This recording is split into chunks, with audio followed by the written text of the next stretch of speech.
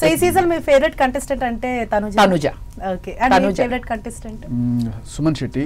Okay, so ఆయన బాగా genuine గా అనిపిస్తారు. అవును, చాలా అమాయకత్వంతో ఆయన మొహంలో కనిపిస్తుంది. ఎక్కడ కుళ్ళు కుతంత్రాలు అటువంటివి ఫెయిర్ గా ఉంటాడు. అటువంటి మనిషి గెలవాలని నా కోరిక. అండ్ భాషా గారు, అంటే మీ సీజన్ లో ఉన్నప్పుడు మీరంటే మీ కొడుకు పుట్టారు, సో అప్పుడు మీరు వెళ్ళిపోవాల్సి వచ్చింది.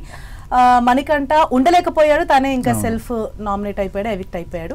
కానీ ఈ సీజన్ లో రాము రాథోడ్ హోమ్ సిక్ అని చెప్పేసి తనంతట తనే వెళ్ళిపోవటము, ఈవెన్ దో అంటే చాలా మందికి అది ఒక డ్రీమ్ బిగ్ బాస్ హౌస్ లోకి వెళ్ళటం, కానీ అతను హోమ్ సిక్ అని చెప్పేసి ఇలా బయటకు వచ్చేయటము, మంచిగా ఆడుతున్న టైంలో మీకు ఎలా అనిపించింది? ఇట్ హ్యాపెన్స్ బిగ్ బాస్ లో ఆల్ ద టైమ్. మనకి వేరే ఏమీ ఉండదు. అందుకనే ఈ బాండింగ్లు అవన్నీ కూడా ఎందుకు జరుగుతాయంటే, సో ఒకవేళ ఏదో ఒక యావ పెట్టుకోవాలి మనం. ఒక మంచి ఫ్రెండ్ ఉండాలి, లేకపోతే ఏదో ఒకటి ఉండాలి. ఇవి ఎవ్వరూ మనల్ని పట్టించుకోవట్లేదు. ఇంకోటి ఏంటంటే బాగా అలోన్ గా ఫీల్ అయిపోయి తను ఏంటంటే ఎంటర్టైన్మెంట్ కూడా స్టాప్ చేశాడు. ఫస్ట్ లో ఉన్నంత పాటలు పాడడం ఎంటర్టైనింగ్ గా రాము చూసుకుంటే కూడా I was going to come to the same point. భాష డల్ అయిపోయాడు, ఎంటర్టైనింగ్ లేదు. ఊరికే వచ్చి వీళ్ళందరూ కాన్వర్సేషన్ లో మధ్యలో కూర్చోవడం, అది funny for certain extent.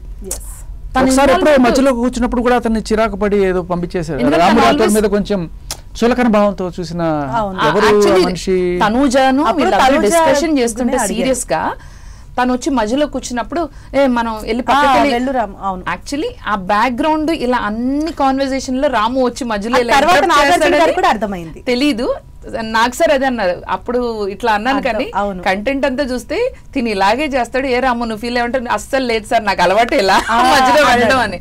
So ఒక 2 weeks నుంచి చూసుకుంటే రాము చాలా డల్ గా ఉన్నాడు.